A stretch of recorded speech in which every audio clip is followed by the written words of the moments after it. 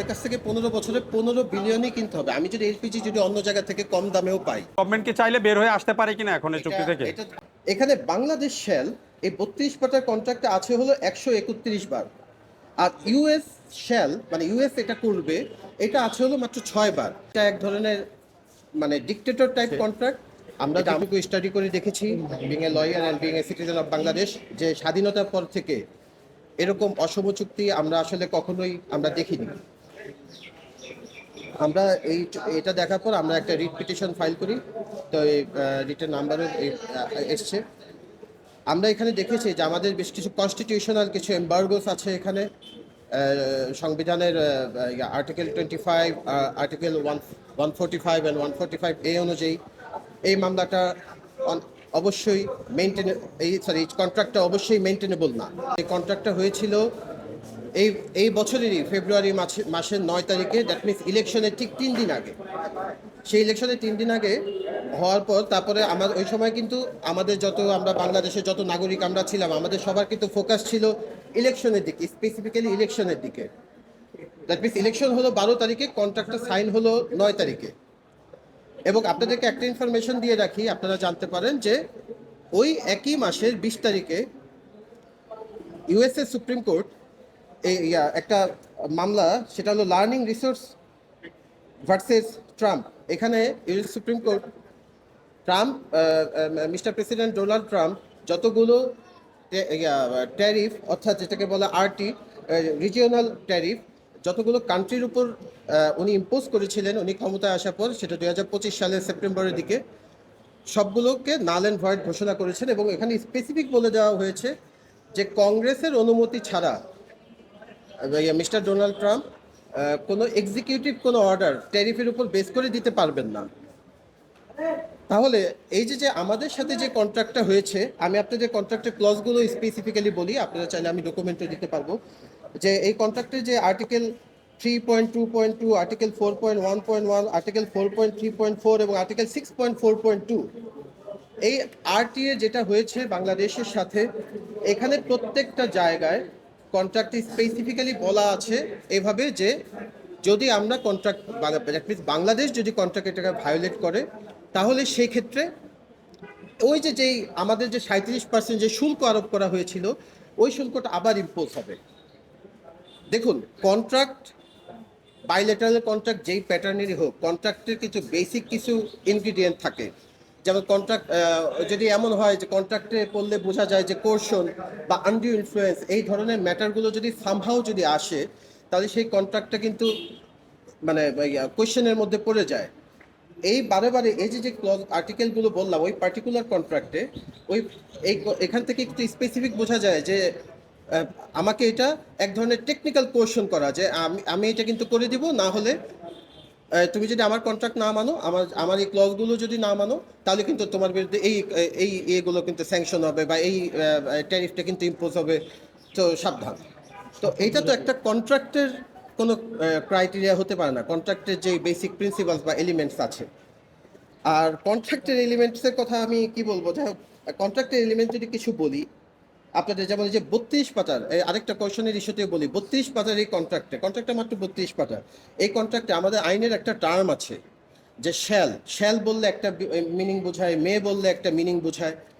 এখানে বাংলাদেশ শ্যাল এই 32 পাতার কন্ট্রাক্টে আছে হলো 131 বার, আর ইউএস শ্যাল মানে ইউএস এটা করবে এটা আছে হলো মাত্র 6 বার। এটা এক ধরনের মানে ডিক্টেটর টাইপ কন্ট্রাক্ট। এটা আমার ব্যক্তিগতভাবে আমার as a petitioner being a lawyer এটাও আমার মনে হয়েছে। দ্বিতীয় কথা হলো ইটস এ ট্রেড কন্ট্রাক্ট। এটা আমার কাছে ট্রেড কন্ট্রাক্টের চেয়ে আমার কাছে এটা মনে হয়েছে it's more than a trade weapon. So এই কারণে আমরা একটা রিট পিটিশন ফাইল করেছি। মূল কথা কি, মানে যুক্তরাষ্ট্রের স্বার্থ এখানে বেশি জড়িত? এক্স্যাক্টলি। এখানে দুইটা দেশের মধ্যে বা দুইটা পার্টির মধ্যে, দুইটা দেশই তো এখানে, দুইটা দেশের মধ্যে উইন উইন সিচুয়েশনের জায়গায় এই জায়গায় একটা কান্ট্রির ইন্টারেস্টকে সবচেয়ে বেশি, মানে ইটস মোর দেন 90-10, মানে 90%-এরও বেশি, 95 বললেও ভুল হবে না।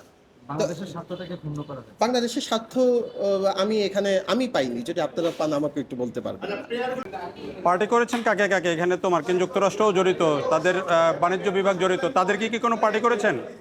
এখানে তো এটা তো আমার তো রিট পিটিশন, এখানে তো চুক্তি তো করেছি আমরা, বাংলাদেশ একটা পার্টি, আমেরিকা একটা পার্টি, তো আমরা এখানে পার্টি করেছি মেইনলি আপনার অবশ্যই বাংলাদেশ গভর্নমেন্ট ফার্স্ট, তারপরে হলো সেক্রেটারি ফাইন্যান্স ডিভিশন, মানে মিনিস্ট্রি অফ ফাইন্যান্স, একটা হলো মিনিস্ট্রি অফ কমার্স। আমরা প্রাথমিকভাবে এটাকে পার্টি করেছি, যদি আরও এডিশনাল পার্টি করতে হয় দেন ডেফিনেটলি আমরা একটা সাপ্লিমেন্টারি দিয়ে আমরা ওই জিনিসটা আমরা add চুক্তিটা কি করি। আপনারা বাতিল চেয়েছেন? চুক্তিটা আমরা আপাতত আমরা রদ চেয়েছি, কারণ এই জায়গায় যেহেতু আমাদের, আপনারা জানেন আমাদের আর্টিকেল 25, আমাদের সংবিধানের আর্টিকেল 25, আর্টিকেল 145 এবং 145A অনুযায়ী কিছু কিন্তু প্রসিজিওর আছে, যে আপনি যখন একটা বাইলেটারাল কন্ট্রাক্ট করবেন একটা কান্ট্রির সাথে, আপনাকে অ্যাজ পার দ্যাট আপনার প্রপার প্রসিজিওরটা মেনটেন করে আপনাকে সেই কন্ট্রাক্টটা করতে হবে। সেই প্রসিজিওরাল জায়গাটি ইরোর, আমি এখানে খুব স্পষ্ট বলতে চাই, কনস্টিটিউশনাল ইরোর হয়েছে এই জায়গাটাতে। সো ডেফিনেটলি আমরা তো অবশ্যই কন্ট্রাক্টের উপর এই যে কন্ট্রাক্টটা হয়েছে পার্টিকুলার কন্ট্রাক্টের উপর আমরা একটা ইনজাংশন চেয়েছি। আচ্ছা, আপনারা কি একটু বলবেন যে স্পেসিফিকভাবে বলবেন যে আপনাদের মানে বেসিক জায়গাগুলো এই কন্ট্রাক্টের কোথায় বেশি অসঙ্গতি আছে, মানে আমাদের স্বার্থ ক্ষুণ্ণ হয়েছে এরকম কয়েকটা উদাহরণ আছে, দিবেন এগুলো একটু? ওকে, হ্যাঁ শিওর। এটা বলতে গেলে না, আপনি যেগুলো basic, মূল যেগুলো নিয়ে আলোচনা হচ্ছে, পয়েন্ট বলছি, যেগুলো নিয়ে আলোচনা হচ্ছে। জি আমি কয়েকটা পয়েন্ট বলছি। যেমন আপনার এই পার্টিকুলার কন্ট্রাক্টে আর্টিকেল 6.2 এ আপনার যেটা আপনার অ্যানেক্স 3-তে আপনি পাবেন যে 15 বছরে 15 বিলিয়ন এলপিজি কিনতে হবে। এটা একটা বিষয়, তার মানে কি আমার তাদের কাছ থেকে 15 বছরে 15 বিলিয়নই কিনতে হবে। আমি যদি এলপিজি যদি অন্য জায়গা থেকে কম দামেও পাই, ফর এক্সাম্পল আমি যদি রাশিয়া বা অন্য চায়না বা অন্য কোনো ডেভেলপ কান্ট্রি থেকে যদি আমরা ডিফারেন্ট সোর্স থেকে যদি আমরা কম দামেও পাই, আমরা ওখান থেকে কিনতে পারবো না। দ্যাট মিনস কি, যে আমার I am bound to purchase that particular elements from that particular country, এবং এত অ্যামাউন্টেরই কিনতে হবে। সেটা যদি তার ওইখানে যদি বেশিও হয় আমি কিনতে বাউন্ড। এখানে আমি যেটা বললাম যে আমি কিন্তু একটু আগে বলেছি যে 131 বার শুধুমাত্র বাংলাদেশ শেল, মানে বাংলাদেশই করবে এটা। তাহলে যদি বাংলাদেশই যদি করে, বাংলাদেশ তো সবই করবে, তাদের জন্য এটা করবে, তাদের কাছ থেকে এটা কিনবে, তাদেরকে এই সুবিধা দিবে।